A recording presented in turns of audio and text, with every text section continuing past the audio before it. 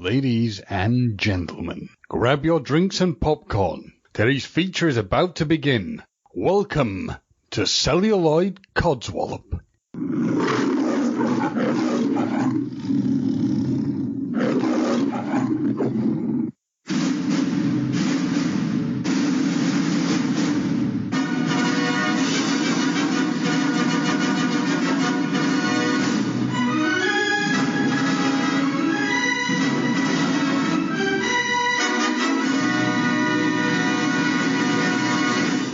Hello and welcome to this week's Celluloid Codswallop. On this week's episode, I am joined, as ever, by the wonderful, the lovely Joanne. Good evening, Joanne. Hello, Halston. How are you? Yes, we're giving it away slightly on this one, and we may have to release some sort of visual for this.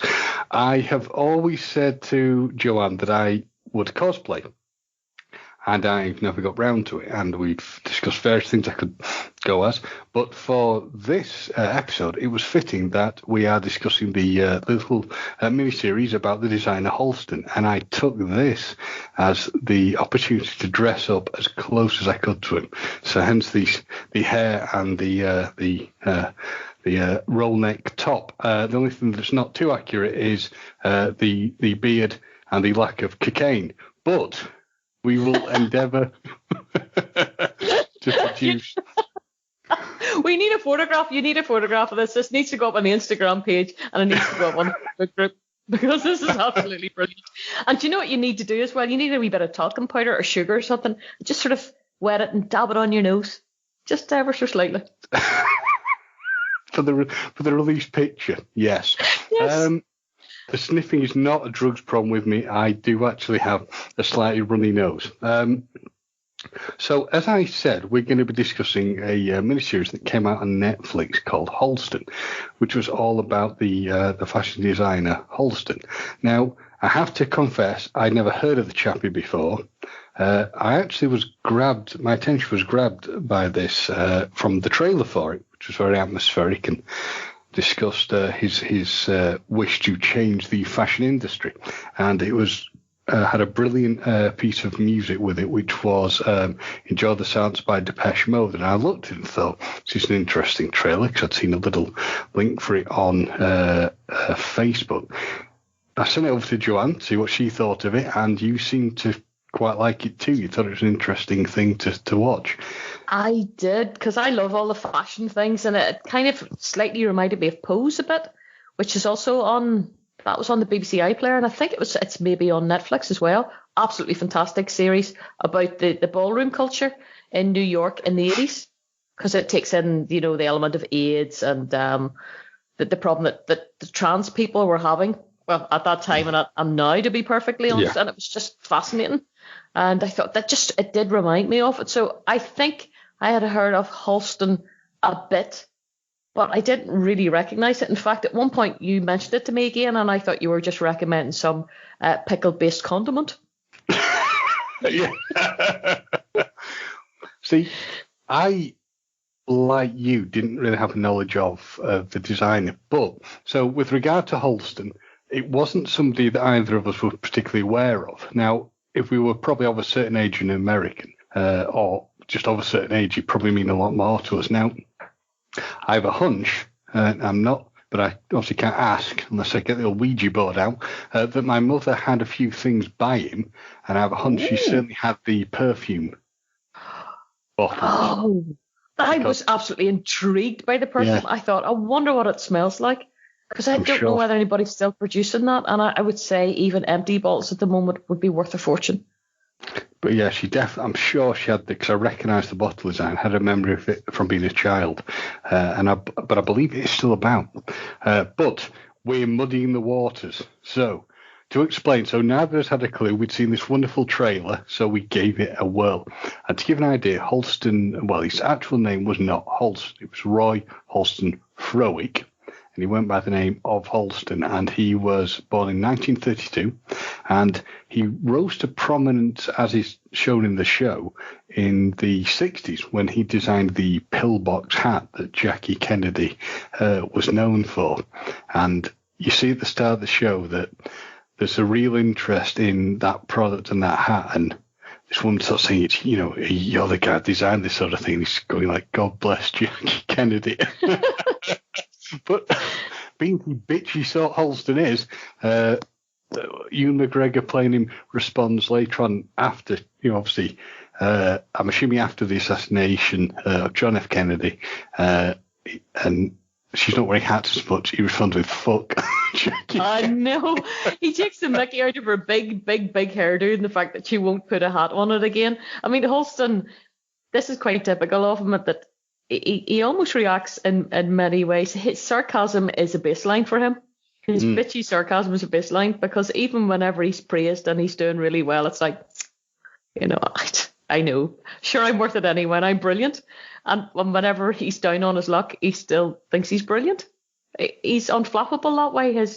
He totally believes in himself at all times. It's almost like, I got the impression in some ways that, well, I don't know what the real person was like, and I certainly would be interested in watching the documentary that I know you'd seen as well, that Halston was two people. Halston was this figure that was larger than life. The fact, apparently, he was called Halston was by his family as well, to separate him from his uncle Roy. So obviously, I think a designer label called Roy might not have done just as well. So it was a good choice for him.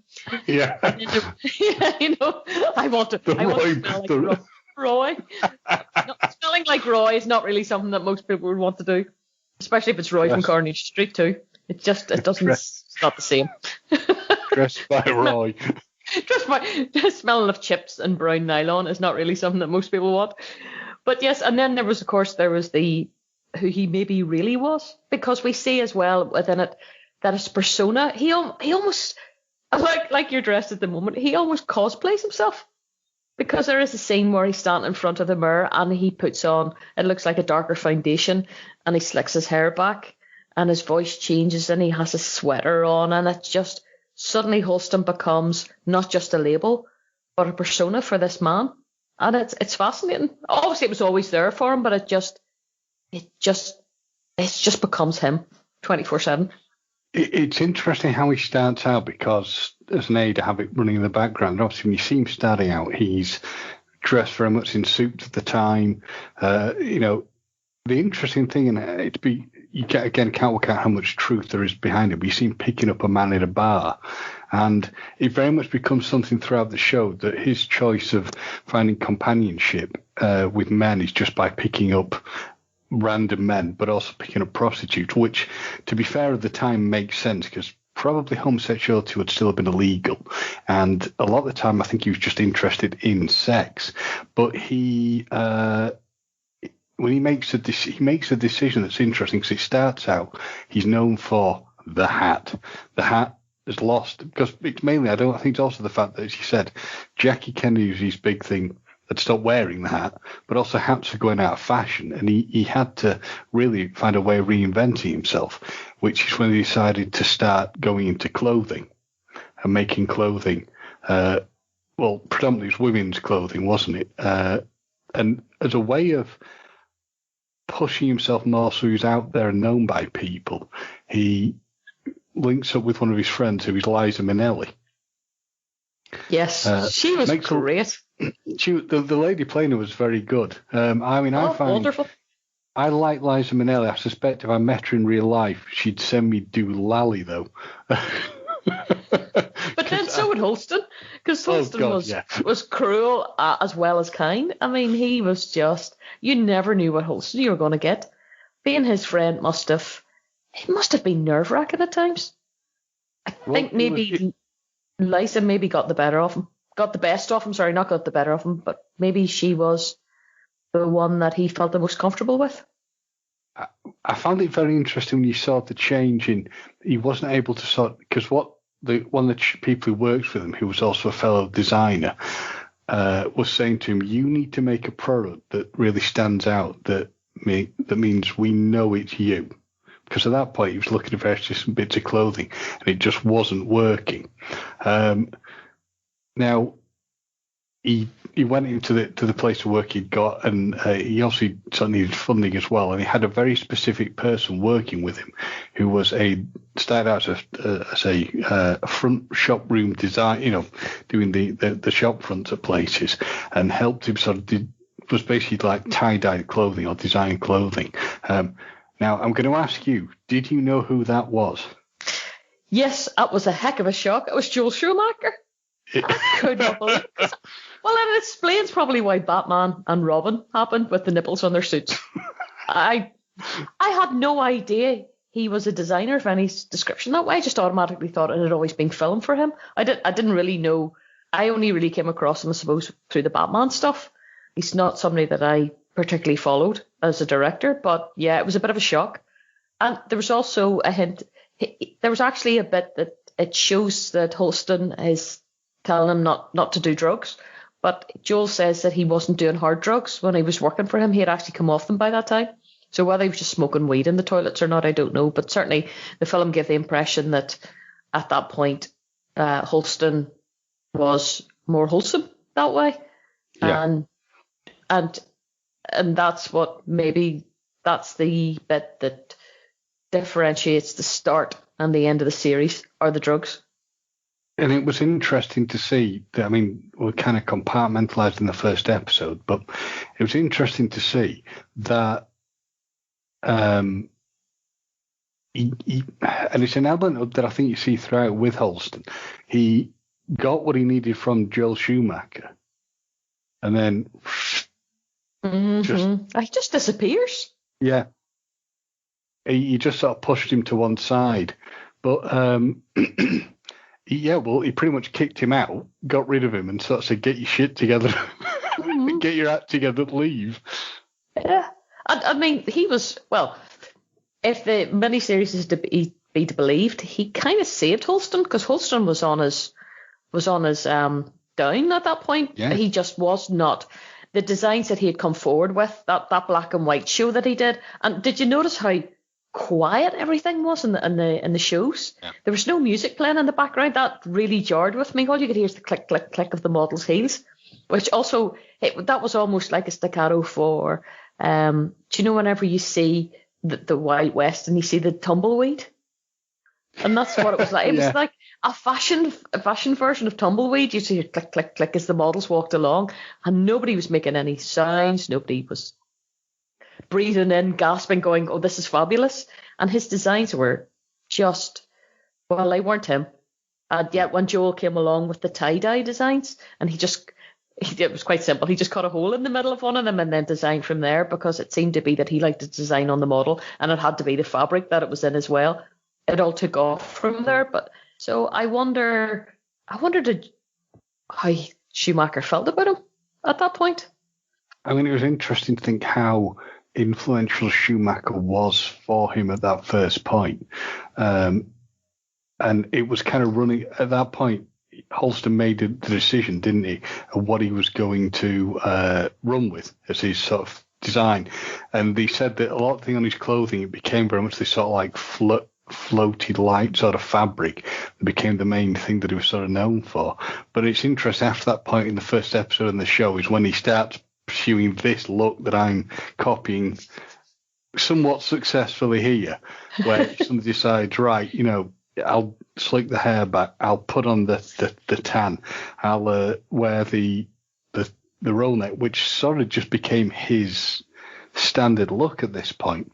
And I think it became noticed with people. He was sort of also changing the way he interacted with people and the way he wanted to be perceived by people. And where it sort of crosses over with the documentary I saw is the fact that the accent he had did not in any way match where he was from. And you kind of seen the start of the show that he didn't come from a well-off background. There's certainly some sort of violence going on in the home against his mother. And he says the reason he designs things is to try and, well, at that point was to help her make her feel better. And it was obviously the Halston brand, the Halston name. It's a disassociation with who he was or where he came from, and trying to to show what he is, because at the start he was very much in the sort of dog eat dog world, wasn't he, where things were difficult for him, and even with the product he was selling, things were difficult for him. Mm-hmm. Yeah, nobody wanted to.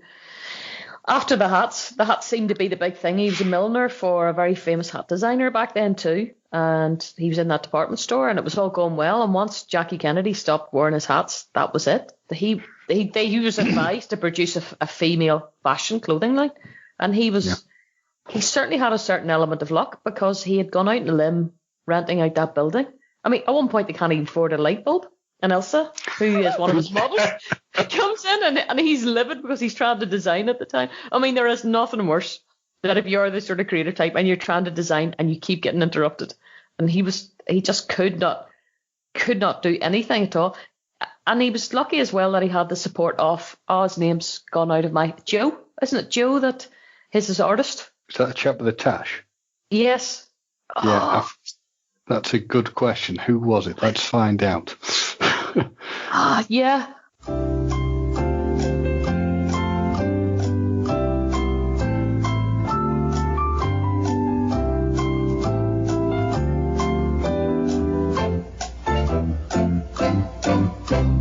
Joseph Euler?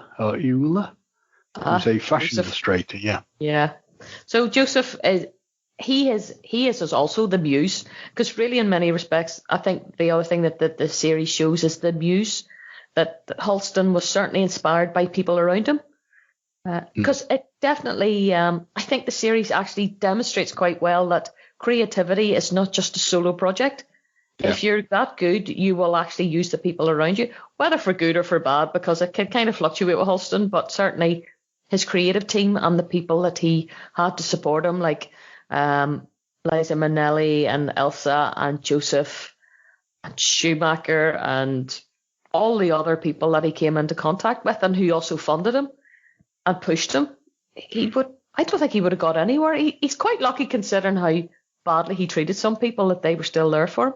So there must have been elements of him that were very kind and decent, or did these people just see something absolutely brilliant in him that they wanted to support and actually get something from him in return? I think there was probably, because you see it in the first episode when he dresses Liza Minnelli, he kind of whips all the clothing off her and then creates the fabric on her. But it was interesting to see that really, I mean, he created this thing that people liked, and he had he had Elsa Peretti modelling for him and doing those sort of things. But he really, and it becomes apparent in the second episode, if it wasn't for David Mahoney funding him, he would have been screwed. And the support he was getting, because I think he went to Versailles, didn't he? That was where there was his big sort of fashion stuff went on, and it became known, didn't it? Became this really big thing. And but even when he went to Versailles, it was still not running as well as it could do, because they weren't, how can I best put it? They were sort of treated as second best there. Mm-hmm. There wasn't any real interest in them, was there? And he trumped that by sort of saying, right, well, I've used Liza Minnelli to do a musical number for me, and we'll get something designed that'll stand out and look brilliant. The thing throughout, though, with Halston is, as you sort of said earlier, I'm pretty sure that if you, as a person, he had some wonderful things that he could produce, but I think he'd drive you batty, because the way he treated some of his, the people throughout, was not so good. But again, he saw himself as this wonderful genius, and even, the guy who funds him, played by, it was Bill Pullman, wasn't it, who plays Mahoney, was sort of saying, my wife thinks you're a genius, but I think, that'll mean you're just going to become lazy, sort of thing. Yeah, I think certainly his backer just seen him as a problem child. He's seen that he could make money from, but I also got the impression that he was kind of fond of him at the same time. There was because much later on, whenever everything starts to go to shit for that man, I think Halston really missed him. That was that was the feeling of it, that yes, it maybe was a bit acrimonious to start off with, but there was a real working relationship after a while, and they really relied on each other. And Halston, I think, needed people that he could shout at. but that would come back at him again and say, get yourself sorted out and just fix things. But they needed to be somebody that he respected as well, because if you didn't have Halston's respect, you might as well not be in the room. He just wasn't interested in you, either as a creator or as a financial person. It had to be, yeah, you almost had, Halston's one of these people that you had to persuade it was his idea all along. And I think we've all had bosses like that. Yeah, where you say to them, blah, blah, blah, blah, blah, but you put it in a certain way that you convince them it was their idea the first time. And you just have to kind of put up with that for an easy life. And then the hope that whenever you hear it back again and you hear them saying it was their idea, that you just have to unfortunately grin and bear that. Because unfortunately, what happened to me one time, one job years ago, that somebody kept doing that on me. And lucky enough, I don't have that now. And I complained about it. They ended my contract. Wow. Because I just wouldn't let him away with anything. And in the end, it was a case of, well, we can replace her, but we can't really replace him. But when he told me my contract was finished, I told him where to stick it anyway. Nice. I also just chime in with your comment about not to annoy creative people. I certainly disturb them, and I just keep having flashbacks to like when I'll message you and you go, I'm gluing something. I know. I'm always gluing something. I sit in my study just working away at things for hours on end, and I'm terrible. You can't. Right enough, whenever I'm working on something and my phone starts to ping, I just have to ignore it, or I will throw it against the wall as well. I apologize. So I can understand that. Oh no, it's all right. It's not you. The easiest thing would be for me to just take the phone off the Wi-Fi, but you know, it's like there's always the fear that you're going to miss something. Yeah, something that you need. I mean, watching this show also, you can sort of see Halston's run on his creativity is going well. He's got the ability to get funding from Mahoney. The wheels start to come off when two things happen.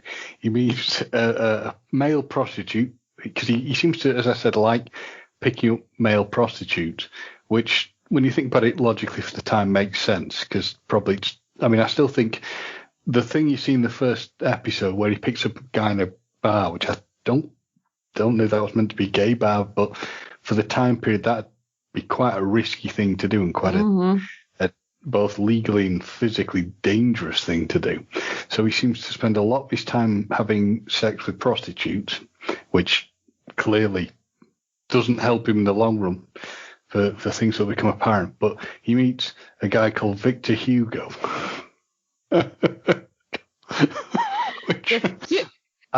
Victor Hugo of the massive cock by all reputation. Well, I believe that was in fact Victor Hugo's real name. It wasn't like some made up name for him. The wheels really start coming off when he gets with him, though. You know, it really does start going wrong at that point. Because for one thing, he starts doing coke like it's going out of fashion. Levels of cocaine abuse that... How the hell he survived up to that point? I have no idea. It's a wonder he did an OD, actually, at some point. And Victor actually apparently had worked with Andy Warhol. He was an artist as well, and he worked with Andy Warhol. He might have been one of Warhol's muses as well, which Andy Warhol actually doesn't feature in this series, which shocks me. Maybe they thought he was too big a character to bring in this. And it's just a pity. I would have liked to have seen Warhol in it, because Warhol and Bianca Jagger and Liza Minnelli. I keep going to call her Eliza Doolittle for some reason. That's why I keep pausing every time I say her name. Liza Minnelli. They were all sort of the thing at Studio 54. But yet Victor, I think Victor was maybe the other drug for Halston. Yeah. Because at one point, Eric asks him to choose. Eric is his other lover that you had mentioned earlier. Eric asks Halston to choose between him and Victor, and unfortunately for Halston, he chooses Eric. Or no, sorry, he chooses Victor. And I remember I screamed at the TV at the time, "No, that's the wrong one. That's the wrong one." You can see it's not going to work, because you get the impression Eric at least cares about him, yes, and probably has, and certainly has a better interest in the way the company will operate. And it's very interesting watching the way that things are going when he goes to Versailles, that they're under extreme pressure, and you can see when Halston's problems very fueled by coke and panic is the fact that he feels he's up against the wall because the contract the contract that Mahoney's given him is basically like, I will give you money, but it was getting, am I correct in thinking he was getting more creative control over his product and influence over his product? Yeah, I think that the push was to actually get Halston to create more and diversify. Yes. Halston, basically Mahoney would control the money side of things, and Halston would have enough money that he was free pretty much to do whatever. I mean, he was raking in millions back then at a time where, well, millions would be great now, but millions back then and that in old-fashioned money must have been absolutely huge. He was a multi-millionaire. But and he was lucky because Mahoney was happy enough to deal with the business side of things, as long as Halston brought the product to the table. And unfortunately, Halston dries up a wee bit. He's like a lot of creative people. He's all guns initially to start off with. He gets very enthusiastic. He designs for an airline. He does this, he does that, he does the other things. And then after a while, he gets simply bored. Possibly he had ADHD. It was hard to settle him down to anything at all. Something would take his fancy for a while, and then off he'd go again. He has to replace it with something else. The ADHD thing is actually quite an interesting idea because he clearly has, and he doesn't seem to have very much ability to focus, and he wants to go bigger and bigger and bigger. And in the program I saw, which was talking about the real man himself, it's amazing to see what happened. And I think part of the problem they had is that, and he's touched upon in the show, is the brand got diluted a bit too much and a bit cheapened, because once he'd said, right, he worked for JC, was it JC Penney at this point? It was, yeah. Or did it go later? He ended up working for these people because, Mahoney owns huge, large amounts of companies. But you obviously see, interest from Halston deciding he wanted to make a perfume, which it is the thing I kind of recognised watching it, because it is, if I was to put money on it, I'm sure my mother had it, because the bottle, I have memory of seeing it in the bathroom. And that was something that Elsa created, but he was again being really difficult. So saying it must be this bottle shape. It has to be like this.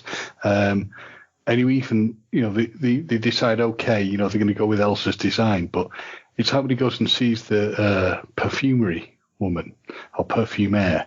I think they said that was a really intense thing, because wasn't it?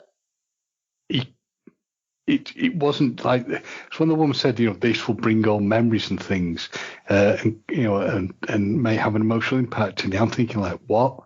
It's perfume. but there are certain smells that take you back. There are definitely, and I have old perfumes from years ago, and if I sniff them or I go, I remember I was doing such and such and so back then. But it's quite interesting, because whenever she first tries to get him to come up with a perfume idea, it's all quite light in terms of it's not the real him. He's putting on a front at that time, and those smells that he picks aren't Halston until he goes back and sees her again the next time. And he takes the homework with him that she had set him. And one of the things is Victor Hugo's jockstrap. The tobacco, I thought, that was great in the explanation, and there was something else, I can't remember what it was. Yeah. And then Victor Hugo's jockstrap. That was one hell of a shot. I got tobacco because I love the smell of fresh cigarettes. Always have done. And you can get tobacco in certain aftershaves. I think I've got it in one of my florist ones, actually. But I'm not gay. But if, and I've never felt the urge to sniff a woman's underwear. It's just not my bag. If it works for, if there's any of the salty tadpoles out there love it, hey, I'm intrigued to know why. And secondly, yeah, I know people that are into that, or that were into that. I don't know whether that anymore. I've heard about people who enjoy dirty underwear. I don't understand that one. Oh, well, look, actually, The weirdest thing happened to me earlier. For some reason on my Instagram account today, I've had 2 people who follow me that are foot fetishes. That have foot fetishes, yes. And so this is a complete aside here. We're getting into this. Hey, 21st century, baby. We can do whatever you want. Which sort of surprises me because my feet are not in any of. I mean, if anything with Instagram, it cuts the page down, so you can never even see below the hip bones half the time. And most of but yeah, 2 foot fetish. Foot porn. Foot porn, yeah. So some money, yeah. Foot absolutely huge. Foot porn is absolutely huge. So yeah, there are somebody for every, and there is no kink shaming on this podcast. None at all. I was going to say, for me, it's a shame I don't have nice feet because I couldn't. Unless I find somebody's into weird feet, then I could probably make something. There was a friend of mine actually in one of the clubs I'm in, and every time we would have gone away every year, I used to keep Davey going about his feet. He would have worn his sandals, and Davey has great feet. Not the rest of Davey. Davey has great feet. And so there's footage of me chasing his feet round in a bar. Davey, we need pictures. We can make some money. Let's talk. Yeah. Halston does clothes and perfume. I can sell foot porn. Well, there you go. I can put you in. We've already got 2 customers there on my Instagram account if we need anybody for foot porn. But on the show, it was interesting. I mean, there are elements of you could see where Halston was really going great guns, and he moved into this new apartment. Oh, it was gorgeous, wasn't it? It's phenomenal, and it looks like that in reality. I've seen the pictures from it. Yeah. But the thing is, you could move into there now, and that style is back again. It's absolutely timeless. In fact, when I seen it, I did think, surely it can't look like that, because that looks like a modern apartment. Clean line, minimalist. But then that was his brand. He was minimalist. When you look at his clothes, I mean, the Halston dress, the one that was an ultra suede, which is everywhere now. I have to say it with a certain word. I mean, it was quite minimalist. And seeing it, I thought, that's a bit of a bland dress. But the problem with sometimes is whenever you watch something that was an original, that you think, oh, that's been there, done that. But what you're doing is you're looking at the original item. And it's a bit like Alien and all these other films that, you know, that if you weren't aware of them, you would watch them and think, I don't know what they're talking about. Sure, that's been done millions of times. The source material is where it's done first. And you could imagine the shock in saying that, because he said himself his design ethos was to do away with the frills and the fripperies. Why have a wrap dress when it actually didn't wrap? Why have a bow on something when you couldn't tie it? So his first Halston dress, which when he walks through the park, and there's women everywhere wearing this dress, and it's about $185. Yeah, and that's in the 70s, so that wasn't a cheap dress. But all these women are going mad for these particular dresses. Nowadays, you would see them probably on eBay for about 30 quid. They would be that popular. But he gets bitchy about that. Mm-hmm. He doesn't seem very impressed. He almost seems to belittle things. But then, of course, he seems to want these things that are completely different out there. But then it cuts to you going throughout the show and the perfume selling well, which is still, I did a bit of research. If you're interested, the perfume is still purchasable, as is the men's fragrance. But from the guy who started out saying he wanted to be something different, wasn't so interested in, like, he wanted to create designer products, when he's basically whoring himself out to yes. I've got it in front of me now the bit, and I'm like, oh my god, because I was like, did this really happen? So I did a bit of research and went online. Oh yes, it did. Where he's actually advertising, like, you know, clothing and basically all, you know, like, what was carpets. He does carpets as well. He really did do it. I've seen the adverts for it and bags and things, because obviously the idea is they're just trying to make him bigger and bigger and bigger so he can sell more things. And I guess that's Mahoney's push, because the deal he had with Mahoney was basically he'll produce these products, but you start saying to Mahoney, you'll allow me to do what I want to do creatively. But throughout the thing, you've got Victor, who's just, he's not likable. No, he's an absolutely horrible character in that. And Victor mentions that he's an artist a couple of times in the series, but I know, a piss artist. And but I would like to have actually. He wasn't a very good person, I don't think, in real life. I believe that he was actually stealing things from the home whenever Halston was dying. They actually had to lock him out of the apartment. But then the thoughts were that Halston actually liked to be humiliated. That's another fetish. And maybe he did, because certainly there's a sex scene in Studio 54 where Victor's giving somebody one over a railing. Yeah. And to put it colloquially. And Halston's standing watching that. Whereas a lot of people would find that the humiliation of seeing their lover having sex with somebody else, and someone that was so public as well. But Halston, initially you can see Halston going, oh, I don't like this. Oh, maybe I do like it. Yes, I'll start and watch. Well, yeah, because I remember seeing that bit, and I thought, I think at the end of episode 3, and I thought, shit's going to hit the fan after this. Yes, I thought so too. And it didn't happen. No, he actually seemed to. So I think maybe he liked being. Victor was a bit of a switch in many ways in the relationship. He could go from master to servant very, very quickly with Halston, and I think Halston never knew where he was. Maybe he just got off in the excitement and the humiliation as well, Victor, because Victor was never. Halston always liked to be seen as somebody out there, and you're never sure what product he was going to come out with next. But maybe that's just how he lived his life, that it was never boring. He was certainly never boring anyway. And let's talk about Ewan's performance. Wow. Yeah. Wasn't he amazing?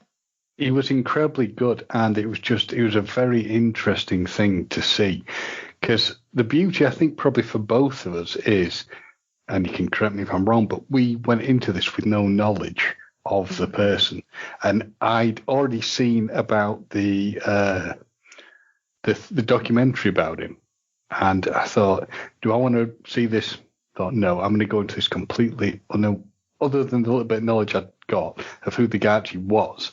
I wanted to go in it completely fresh, because we went in it just as a viewing experience. Mm-hmm. And I found it very, very interesting from that point. I mean, Studio 54, like the place of the damned. Oh, love to have been there. It would be absolutely fantastic. Now, the dead body that they referenced, you remember the woman that gets stuck in the duct? Apparently, it was a guy. That was a guy. That was I read up on it. Yeah, I watched a documentary one night on Studio 54, and it was a fabulous place. I mean, it's no wonder everybody wants to get into it. See, I think Sodom and Gomorrah. I think I probably saw the same documentary, and upon watching, it was like, because I'm sure it flashed up a picture of Halston with Liza Minnelli and somebody. I was like, at that point, I knew who it was. I was like, that's Halston. And I think I sent you a couple of pictures in with Minnelli and Bianca Jagger. But it's it's like that's sort of like a very good indicator when things started going a bit bonkers. And I'm watching it at that point now in the show where I can't get over the fact that Halston didn't go insane, because like his man's having sex with somebody just in front of him. And I'm pretty sure you were meant to see in a slight cutaway thing of two people who's passing was supposed to be Mick Jagger and Bianca Jagger. I'm pretty sure who were going, looking at the way they looked. I'm just looking at that. I'm sure it's meant to be them, and they just do it in passing. I was always surprised you never saw someone like Jerry Hall or somebody pretending to be, acting to be Jerry Hall in this. But you sort of see with Liza Minnelli, it's very interesting because, you see Liza Minnelli getting married. I'm pretty sure her first husband was gay. She seems to have had a thing about marrying gay people. It must be like mother like daughter. The thing is, ironically as well, her suit is designed by a gay guy. I mean, she got dressed in the yellow suit from the Yellow Brick Road too. She did. She surrounded herself. I forgot about that. Yeah. Yeah, she surrounded herself by gay creative people. It was that's what she felt most comfortable with. But I thought the actress who played her was unbelievable. She was phenomenal. It was like watching Liza Minnelli. I couldn't get it. In fact, it's made me want to watch Cabaret, and I mentioned that to you as well, because it's a film as a kid. I remember it would have been seemed to be on TV every so often, and I always thought that's a bit weird. But now I would actually like to see it, because is it not set in 1920s Berlin? I think it's something like that. I've never seen Cabaret. I'm No, not a me huge neither. fan of musicals. Also me. The- I apart from Rocky Horror. Well, I'll watch Rocky Horror. I'll watch. I mean, weirdly, I like Mary Poppins. I don't like, but that's from when I was a little boy. I just seem to like it. Usually, I'm starting to worry about myself slightly. There's a definite weird fetish in there. There's a Mary Poppins fetish in there. Oh, Julie Andrews she was gorgeous. And she's just a great person anyway. But Cabaret, because it's interesting because that was sort of Liza Minnelli's big thing. But I knew Liza Minnelli from Arthur. That's how I first ever knew her, as an actress, from the Arthur and Arthur 2, and was like, hey, because I like Dudley Moore's stuff as well, so I really like those. And I've watched various other things she's been in. She's interesting. She's the sort of person I'd love to meet, but I think, good God, she'd be hard work. And as I suspect she's bipolar, I don't know what. What Liza you would get. Well, I actually was surprised she's still alive, because you just assumed, I thought, I'm sure she's dead. And I looked her up online. No, she's still going. Yeah. And I think it was alcohol. either, and everything else that she would have gone through. I think it was either Ewan or the girl that plays her, the actress that plays her, actually met with Liza for the Halston series. And I think it was Ewan McGregor, because I think he said he sat down with her to speak to her, to try and learn more about what the relationship was like between them and what Halston was like. I imagine being a fly on the wall for that. I'm sure he must have been quite worried, actually, about approaching her to find out, because she was such a supporter of Halston, and she was there for him all the way. She was his best friend, probably in some ways his soulmate as well, you get the impression. And as an actor to meet, I wonder, when she watched it, how much it brought back to her. You would love to have seen it through her eyes. What was playing in her head, what the screening was going on in her head as she actually watched the TV series. God, it would have been fascinating. I'd be interested to see if she did see, because I know the Halston sort of family have not been as supportive as they could be. They've said there's not been so much. There were certain things that were incorrect in it, and I can see what they mean, having watched that documentary, which I'd say, if you get a chance, Joanne, please watch definitely. it. I think you would definitely enjoy it, because I found it very interesting just to see it. But the other interesting thing was when Lisa Peretti wanted Halston to marry her. She tried, didn't she? She was saying, we're a perfect link. And I'm thinking, lady, he isn't what you're looking for. No, definitely not. And it was awful, because their relationship just falls apart over time. Yeah. Really, absolutely awful. And I think the fact that he tries to take back the fur coat, which was a connection between the two of them, and she destroys it, certainly was symbolic of the relationship ending at that time. I kind of hope that they maybe would have made up, but they never. Well, they don't. Well, not that we can see anyway, and it's really sad. Well, the problem you have in it is, again, looking at the thing in the background with this.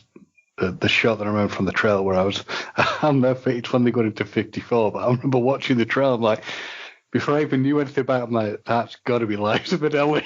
There's no way that can't be. It's Studio 54. It's the 80s, or it was 70s going to the 80s. There's drugs. There's a gay fashion designer. That's got to be Liza Minnelli. Absolutely superb. But you can see when things were going really horribly wrong when they talk about the level of cocaine usage. I mean, the fact that he didn't kill himself on coke, or just his lungs didn't collapse, and now he's smoking all the time. Yes, always a fag hanging from his lips. Now, as a former smoker, I'd been there where I'd always be smoking, but I couldn't. I mean, we know I couldn't do it now. My health literally stuff. Yeah. I know, but you would have actually, just for your cosplay there, you have to get a cigarette holder.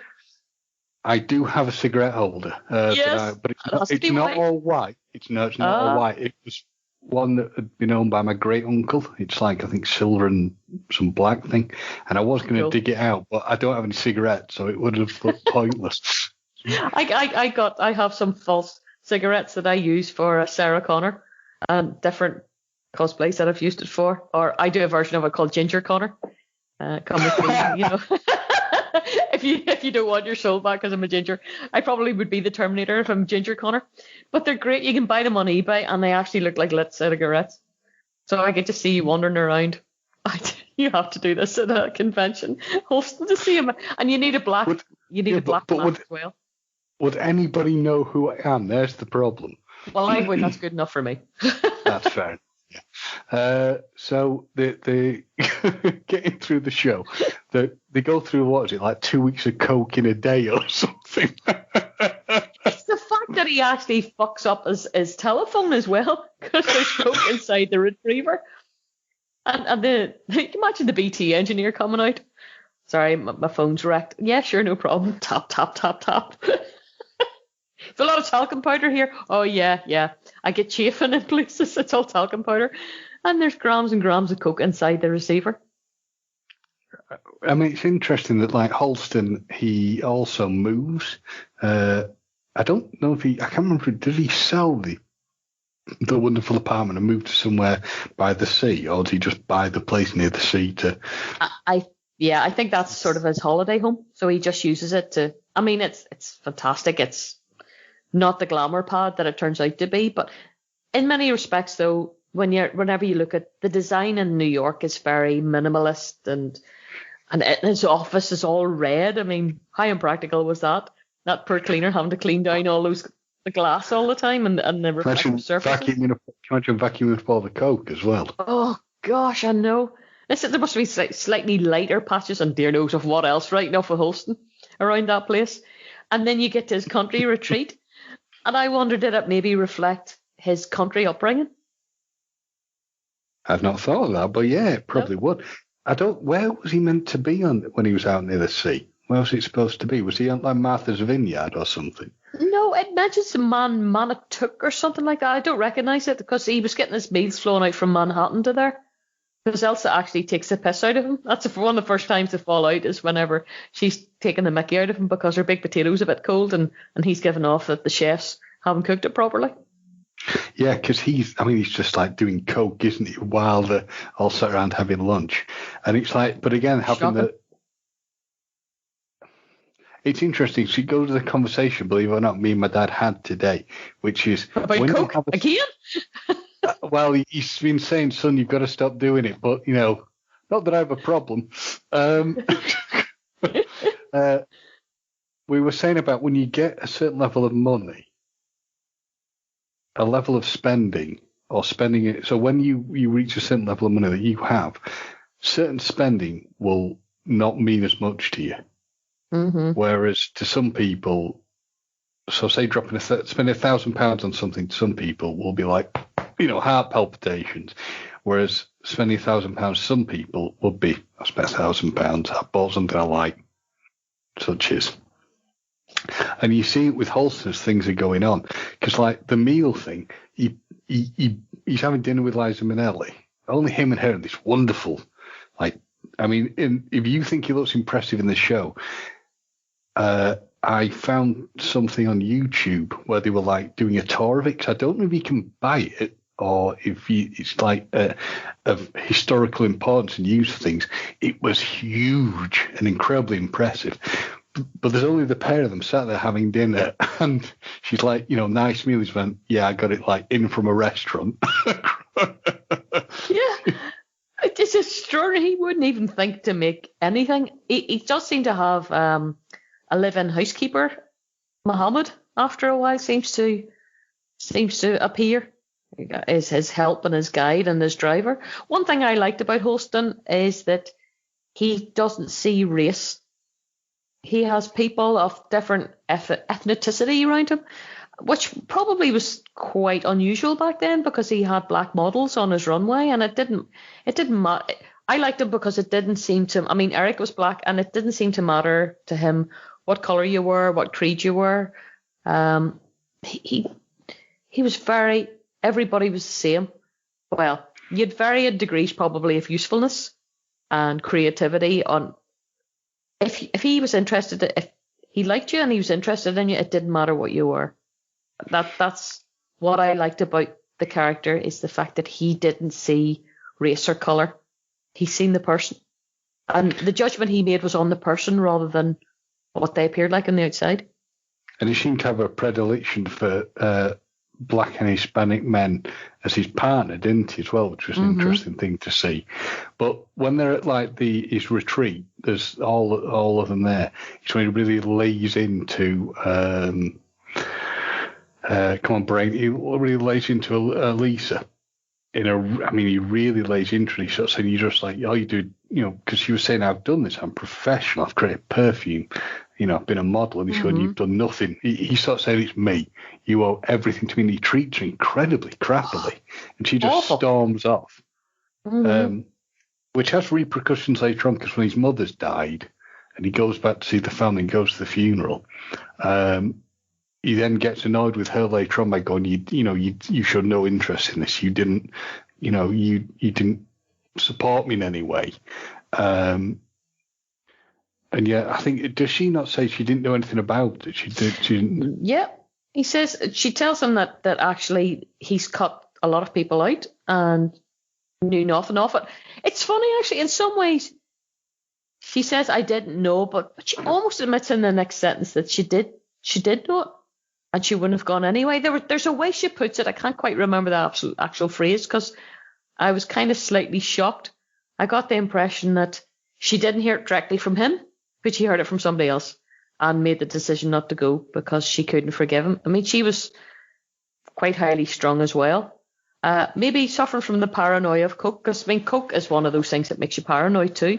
Interesting enough, did you see whenever they had their fight early on in his lovely countryside house, that he says to Joseph, I think it is, am I always like this, or is it just the coke? Or was I always like this, or is it just the coke? I've never mind to realise. I've never got the appeal of cocaine. When I heard about the best way, it was Ralph Garman who described it, because he was asked by Kevin Smith, "What's it like doing it?" He says. He says it's kind of like getting a pleasant shock on like Christmas morning if you went down like, ooh. And I'm thinking, why would I want that though? If you're just getting a very short, sharp shock, I'd have to be coked off my head 24/7 getting it out of it. A friend of mine tried it. He told me that he tried it, and he said it was him and a friend of his before they joined the army, and they decided that they were going to try everything before they got in. And he tried it, and he said it was incredible. Only did it once. Said it was incredible, but it's still not enough to make me want to try it. The thought of thinking about snorting coke, I do wonder, how did Halston have the ability to smell the perfume scent? Because you think you'd have no septum left. Yeah, because that seems to be one of the places just choose into. I mean, for a lot of us, like you can't try general drugs, because if you got drug tested at all, I'd be out my hoop. If I was drug tested in work, they just go, that's it, there's the door, please go. It's nay worth the harassment, but I would say again, 21st century, not judging you salty tadpoles. If you want to do drugs, as long as you don't drag us into your hell. As long as you create lovely dresses, we're happy enough. Yes, but it is, I mean, on the cocaine front, it is so funny, though. When he's on the phone to Medell, she's going, I can't hear you. Click. I know. Like, I still can't hear you. Click. And he's like, they're reading the paper. And what's he called comes to see him. Joe comes to see him. He's like, I think we found out why your phone didn't work. Oh, God. That must have been one. I would say that probably... Do you know what it's like whenever you're in a job and you come across something strange with the public? You have to tell everybody. I'm sure that was probably a legend now amongst phone operators, phone repair people that are probably There's probably not that many out there now anymore. The time that the guy went to Halston's apartment, it was full of cocaine. But it's like when he because Liza Minnelli finally realizes she's got a problem. She's going to go to rehab. But I'm not entirely sure Halston fathoms that he has a major problem himself, does he? Because even later on, when the new buyers, the guy that the accountant chap that he really doesn't get on with at all, the small round boy, and whenever he walks into Halston's office and finds Halston off his tits with a cigarette burnt away, it's wondering if Halston actually didn't accidentally set fire to the place, passed out, and he calls Betty Ford Clinic, and Betty's, how are you, Halston? Of course, Halston's like, oh, do you remember that time I designed that and that night we had in the party in Studio 54? And I thought, my goodness, I just couldn't imagine Betty Ford in Studio 54. I have her tits on something. Maybe that's why. Maybe it was her own personal experiences, seeing her friends meltdown. But yeah, she doesn't really persuade Halston. I think maybe for Betty it was a case of that person has to recognise the fact that they have an issue. You don't force them into rehab. Like Liza was going to rehab because she recognised it. Halston didn't seem to see it as a problem. Well, the problem that as it goes on that Halston has is that basically all these avenues are starting to close in on him. And Mahoney loses the ability to help him with funding because he's basically outvoted, isn't he, by the board members. That was sad, wasn't it? Yeah, and I think Halston was trying to, I think, were they trying to put product, was that when it, around the time things started going through J.C. Penney? Because you can see basically the wheels are coming off because, Victor finds out he has AIDS. And you do wonder, did he tell him? Did he actually tell Halston? It's never entirely clear. No, it's not. And in fairness, was it Victor that gave Halston AIDS, or did Halston give Victor AIDS? Because Halston, because there are mention of sex tapes as well with other guys, so they could have both caught it at a gangbang somewhere. It was so awful, like it was prevalent back then, and of course nobody knew what it was. They just seen these purple bruises and thought it was some sort of rare cancer. And you can see the headline in one of the papers that Halston's reading. I think it's whenever the telephone operator actually turns up, the TV or telephone repair guy turns up, Halston's reading a newspaper, and there's a mention about a rare case of AIDS amongst the gay community. I mean, you just couldn't. I think Pose actually deals with that subject quite well in their series, because AIDS had sort of, people were starting to recognise what it was, and then there was the horror and the fear, and friends were dying and loved ones, and nobody knew who was going to be next, and they knew that probably what they should be doing, but some were still taking chances, and you could fall in love with somebody and they could lie to you, and actually you could end up with it.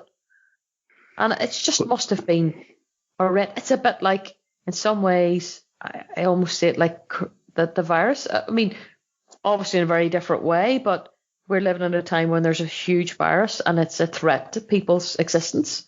And if in the community, that just must have been awful. I mean, and it was in blood as well, blood transfusions. People were getting it. It wasn't just something that the gay community were suffering from. It was other people as well. Isaac Asimov actually died of AIDS, the famous sci-fi writer, which I didn't know about until last year. I happened to be reading about something about Isaac. I think he was a bit of a womanizer. I think he would have been the next Harvey Weinstein, to be honest, because he was forever groping women at conventions. But then I read on that apparently he had actually died of AIDS, and it was a blood transfusion. So it was absolutely horrific thing. And of course, the American government didn't deal with it very well. It was, well, that's a gay thing, we'll not worry about that. And there was cut in funding, and dreadful. Just wasn't. They were hung out to dry. They really were. It's also the interesting thing when you watch this, how when they say to, I think it was Victor they say it to, don't they? Or is it another? I can't remember if it's Victor or somebody else. They're sort of saying, when you list your partners. Oh, yes, it was Victor, yeah. Was it Victor? And he's going, I'm going to need more paper, sort of thing. Yeah. And they were sort of saying that was the problem around that time, certainly with the Studio 54 thing. People were just sleeping with each other left, right, and centre. Mm-hmm. But of course, if you're sleeping with women, the pill was available. There was no idea of AIDS or HIV, so it was an unknown thing. So people were just, having sex with other people left, right, and centre. But you sort of see at this point the wheels are really coming off in this. As you're getting closer to the end of the series run, because they're bringing people in. Because what Halston says to Mahoney is, you always said I'd have creative control. You wouldn't sort of box me in. And the problem is, because he's been outvoted and he's lost power, people are saying, we're going to have to bring some control in over this guy and make sure he's producing the products he's been asked to produce. And they have a guy who's like his manager, or the manager for the fashion stuff, who's like, oh my God, he's looking over the books, isn't he? He's like, what's this guy been spending money on? Oh, I thought he's a roly-poly guy, yeah. Halston and him just go toe-to-toe all the time. And he's the one that tries to drag him to the Betty Ford clinic. Which I get. It's quite nice. I totally get it, because if I was the guy who's doing the finances, I'd be like, he's spending, because I think he quibbles on what he spent, is it hundreds of thousands of dollars on a flight? And he's going, why was he spending this much money? What has he been doing? And then you can see things are getting worse and worse, because Halston is wrecked on drugs. Victor's threatening to expose him over stuff. Yep. They're arguing. And he's got the money men breathing down his neck. I know, and in the end, he feels forced just to get away from all the pressure. He sells his name. He sells himself. He sells this character who is Halston, and that is really the beginning of the end for him. And something that certainly he regrets, that he was never able to. He never got his name back. His name is, let's face it, the company's been bought over by that many different organisations and companies that it's not really Halston anymore. Halston went whenever Halston sold his name. Well, what they were saying the problem is that he went from being a high-level fashion designer to being seen as the guy who sent it to the masses, but it was J.C. Penney. And the fashion people as a whole were unimpressed. But again, a moment where I remember watching this, I was just thinking, oh yeah, I can see why. I wish I could remember his name, but the short, fat bald guy who finances stuff is just getting more and more annoyed with him, and he's saying to the board, he's coming into work, he's either drunk or off his head on drugs. He doesn't come in till late in the day. He has people working stupid hours. He's producing nothing. And then when I leave the office, you see this thing where he's leaving the office and Halston's hosting a dinner party. Yes. I'd be pissed. I'd be really pissed off. Could you imagine trying to manage that? Would be horrendous, because his design team, his tailors are there from 8 in the morning, and they're just sitting about, they're sitting playing chess and waiting for Halston to get his ass in gear. And of course, they're forced to bring in another designer, David or something or other, who is absolutely in awe of Halston and really wants to work with him and make this work. And, produce designs that Halston can be proud of. And he seems quite a patient man as well. But even he pushes Halston to the edge. And he's deferential to Halston, but Halston just can't cope with anybody else being there. But hey, he's not the top dog now. They've brought someone else in to actually work alongside, which is a pity, but necessary. Well, you see the point where it's almost becoming like enough is enough with him, isn't it? And Halston at one stage, it's almost probably like having a walking corpse or something. It's just like wandering around out of it. Oh, totally. And then they kind of bring him in to try and take him to task, don't they? And it's the scene I love from the trailer. He's going like, you can fuck off, you can fuck off, you can fuck off. Even when he's looking at some of the designs and the advertising agency, he's going like, no, that was the perfume bottle earlier on. But Halston, you haven't looked at all those? And he goes up to the ad boards and drops each one off the presentation stand. No. And once he put, he was like a surly toddler at times, wasn't he? No. That's the only word that he knew was no. And he's like a petulant teenager. Yeah. But you knew at times as well he'd probably say no, even if it was something that he liked, just so that he had the last word on it. Well, he was certainly very single-minded, and the things he produced when he was creative were good. It's when he became a drug-addled mess is when the wheels started coming off. And, like, the problem he'd had, and you see it in the show, is that when he'd signed the deal with Mahoney, he signed away I think that's when he signed away his right, and he probably didn't realize how much he had signed away. So when Mahoney was sort of overruled, he'd literally, Halston loses everything. Yeah. And it's that moment when he's out and he's saying to his lawyer, I want to do something. He's going, but you can't do anything. You cannot produce anything. I mean, in a sense, it's good. They were saying, we'll pay you to basically like bugger off. But it's like you can't do anything. So he ends up having to go to one of his friends who's running a show, aren't they, for... is it like a ballet or something that's been run? It was, it was Persephone, yeah. The Greek tragedy one, that Hades brings her to the... Is it Persephone? He brings her to the underworld. He kidnapped her and brought her to the underworld, and she wasn't to eat anything, but she ate something. So I can't remember who Persephone's mum was, but the agreement was that Persephone would come to the surface 6 months a year, and then she'd go to Hades the other 6 months a year. And whenever she's below ground, that's when the winter is, and when she's above ground, it was like Mother Earth. Do you know what? I can't remember my Greek mythology now, but basically Mother Earth she's the daughter of Mother Earth. So whenever she's below ground, it's winter, and whenever she's above ground, it's spring and summer. But the ballet, I mean, the costumes designs were beautiful, and that it kind of is. Halston, I think, realizes, because he poo-pooed costuming at some point. I remembered that bit. I thought, how dare you, sir? How dare you? What's wrong with costumes? But in the end, he realizes actually that it's maybe something that he should have allowed himself to be part of years ago, that there is a truly creative environment. And he actually, unlike what he usually does, he's under a very tight deadline and he produces them, but he brings in the designer that had actually replaced him in Halston. And they work together very well. And the costumes are fantastic. Gives a real sense of movement actually to the ballet as well. And again, it's probably something that would have been used and replicated as well in other ballet performances. He probably set a new standard actually for what people wore on stage. I wouldn't be surprised, because he did seem to be a major trendsetter for the 70s and 80s. And it's a freakish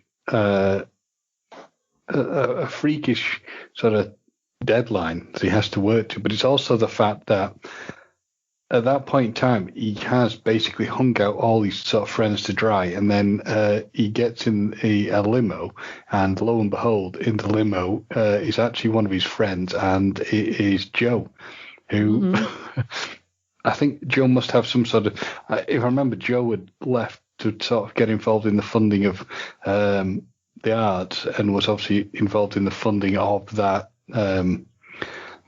ballet. And they have a nice little backwards and forward bitching each other, but do actually at least show some respect. And Joe's the guy he has who goes through the reviews with him, and he actually gets good reviews. That was very emotional. Did you see the way he had his back to Joe, and Joe says, "But I thought the reviews never mattered to you." And he says, "No, they don't. But just start off, and they start off with really, really sort of local rags." And then he goes, "Well, what about the New York Times?" And Joe reads it out. And it's absolutely a sterling review. And you can almost see, I thought Halston was going to have a little cry. And then when he turns back to Joe again, the persona's back on. And sure, the reviews don't matter. And it was a lovely moment. And I think Ewan just was able to, what he was able to do with slicked back hair and his eyebrows and a twitch of his mouth and a set of his shoulders was just phenomenal. Now, there was some criticism that the fact that Ewan is not gay, that he was playing a gay character. But as Ewan described it, and I thought he actually came back quite well when he said that to him, the fact that Halston was gay was just, he wasn't playing a gay character. He was just playing a character that happened to be gay. And there was nothing to it. And he has played gay characters before as well. And I think he just does an amazing job at it. Now, you've seen the documentary.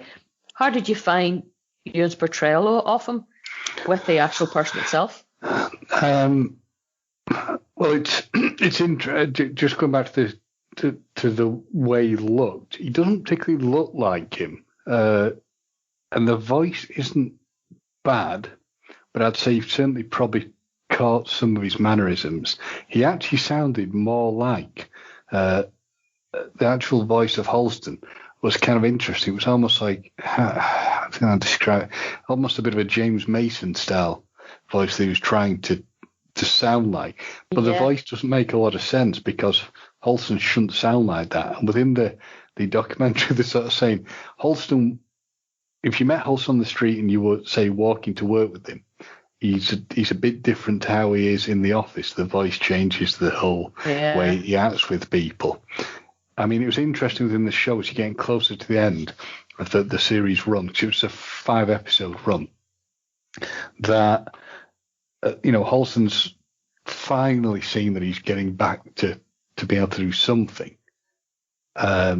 He clearly knows because he finds out he's got a HIV. No, is it AIDS? AIDS. He finds out he's got, and he knows that his time is limited, and he's there with turning to Liza and telling her about it. And he sold all his houses, and Victor. He sees Victor again, and Victor's trying to be apologetic to him, but I don't think it's really. He still comes across as a shit. No, still comes across as a shit. I mean, considering he threatened, he tried to blackmail him,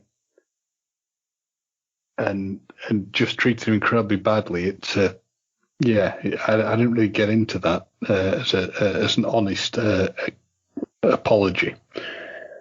No, he just wanted $1 million, and it was just the weirdest thing. As you say, it was like an apology with a job. It really was. He just, I never really understood Victor, because Victor struck me as well as a very unhappy person. That he was continuously looking for something else as well to make him happy, but he didn't know how to be. Well, it's like when Victor was creating the shop window stuff,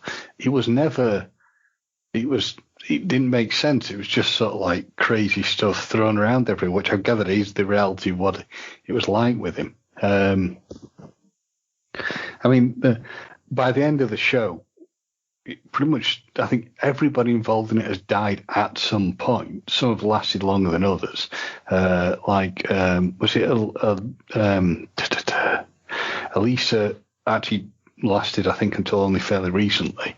Mm-hmm. I mean, Halston, it is true, Halston did go around in a Rolls Royce, touring around the area, the East Coast, yep. Basically sort of aware of his own mortality and that he was going to die soon, and that was a reality what happened. And as you said, strangely, somehow Liza Minnelli's still alive. Yeah, that's such a shock.